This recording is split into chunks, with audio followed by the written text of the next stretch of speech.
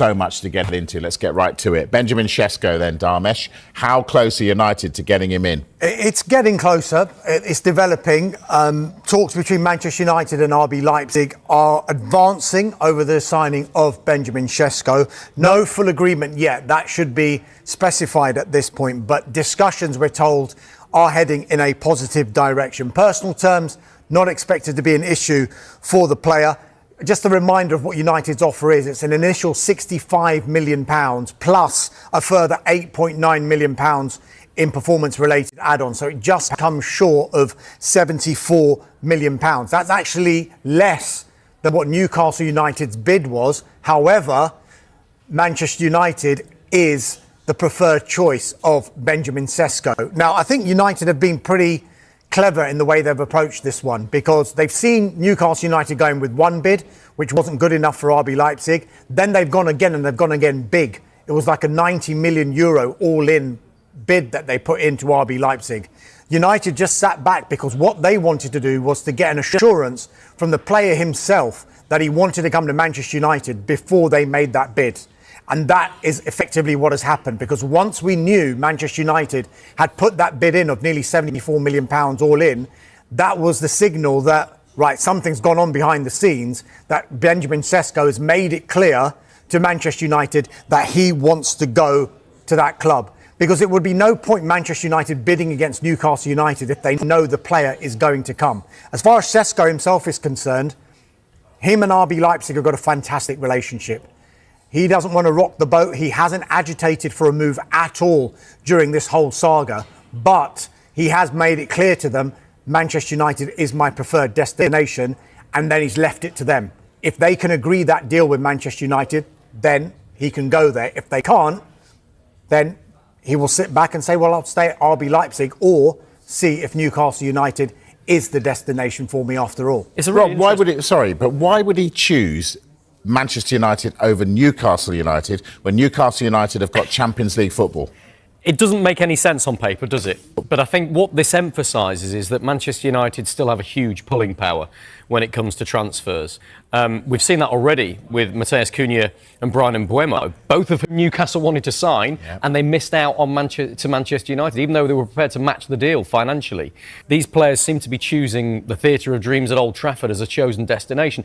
Look, I think you have to realise that Manchester United are a legacy club. There are a lot of people in football who don't like to admit it, but they're huge. They have an enormous worldwide following, probably second only to Real Madrid in terms of following worldwide. They have a massive commercial base. They can still afford these deals. They're a huge worldwide brand. And after what Sir Alex Ferguson achieved with Manchester United, everybody knows what they're capable of. They're almost a sleeping giant. And so I think a lot of these players that are at the level we're talking about with Benjamin Sesko here like the idea of trying to go there. From the people I'm speaking to in the transfer market on a daily basis, Ruben Amorim has a huge pull and a huge draw for these players as well. They like the way that he's very straight talking and honest. They like the way that he's improving Manchester United and dragging them up by their shoestrings, if you like, from a very low base.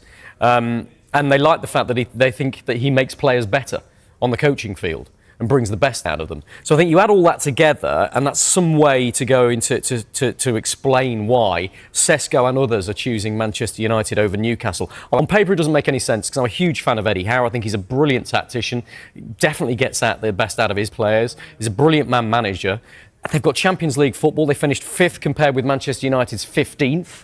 In the Premier League last season. Got sensational midfield, which are going to set you up for goals. And we know what the fan base is like at Newcastle United as well. They are absolutely emphatic behind their club. It's a one-town club, isn't it? A one-city club. And if you play well for Newcastle United, look at Alan Shearer, an absolute legend of those parts. We'll never have to buy a drink in the town ever again. You know, Benjamin Sesko probably isn't thinking like that, but to turn Newcastle down and put all your eggs in one basket for Man United is surprising, but understandable. It's an ego thing as well. If you're a player and you've looked at Manchester United since Sir Alex Ferguson left, it's been 12 years where, yes, they've won a few trophies, but they haven't really challenged again for the Premier League title, which is what Manchester United feel they should be doing. They've gone through all of these managers. They've spent hundreds of millions of pounds on players. Now they've come to a point where they finished 15th in the Premier League, their lowest ever finish. If you're a player and people say, well, why are you going to go to Manchester United? Some of them might think, well, I want to be that guy who is going to get them back to where they feel they belong. So it's almost a challenge to players like Brian Mbeumo, who said, I want to go to Manchester United. Matheus Cunha, who had other offers as well, to say, I want to go to Manchester United. Benjamin Sesko, we've been talking about him for 4 or 5 transfer windows, when a number of European football's top clubs have been interested in signing Benjamin Sesko. And clearly it's not a done deal yet, but from what we can gather, he wants to go to Manchester United. So there is clearly what Rob mentioned there, that pull, but there also must be a little bit of ego and arrogance from the players themselves to say, I'm going to be that guy who gets United back up. Manchester United head coach Ruben Amorim has been hit with a significant transfer setback in his bid to be reunited with Sporting CP midfielder Morten Holmand. Having secured the signings of Matheus Cunha and Brian Mbeumo, United are now looking to sign a striker, with RB Leipzig's Benjamin Sesko the leading name on their list. United have had contact with both Leipzig and Sesko's camp as they look to finalise a deal. If or when this gets over the line, the Red Devils are then expected to shift their attention towards reinforcing other areas of the squad. Amorim is believed to be eyeing a midfielder and a goalkeeper. During United's 2-2 draw with Everton at the Mercedes-Benz Stadium, it was glaringly clear that the team could do with at least one more addition in the middle of the park. United have been linked with a number of targets including Douglas Luiz, Juventus, Ederson, Atalanta, Adam Wharton, Crystal Palace, Eberechi Eze, Crystal Palace, and of course, Holmand. A report covered by the People's Person relayed that the possibility of a Holmand and Amorim reuniting at Old Trafford was firmly on the cards. Holmand joined Sporting from Italian outfit Lex in August 2023 for a £15.8 million sum. He thrived under Amorim, helping Sporting win the Portuguese top flight in his first season and then following that up with another league title last term. The Dane has caught the eye with his commanding performances and is not only attracting interest from United but is also rumoured to be on the radar of Arsenal, Manchester City, and Juventus.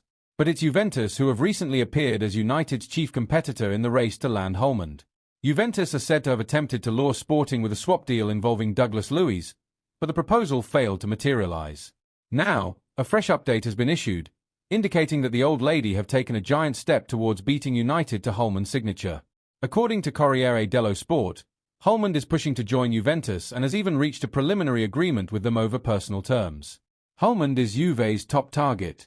Currently at Sporting Lisbon, he is ready to return to Italy after his stint at Lex, which launched his career and led to the move to Portugal. He's pushing to join Juventus and has already had a productive discussion with the club's management. That conversation has led to a preliminary agreement on a 4-year contract worth €3 million per season. Juventus' biggest problem is Sporting's asking price. The José Alvalade Stadium club are adamant that Holmand will only leave if his €60 million release clause is triggered. The Serie A giants consider this sum prohibitive and are hoping to bring it down to Euro 30-40 M. Negotiations remain ongoing to try and find a breakthrough. Meanwhile, these developments will certainly jolt United into life if they intend to press ahead with their plan to snap up Holmand.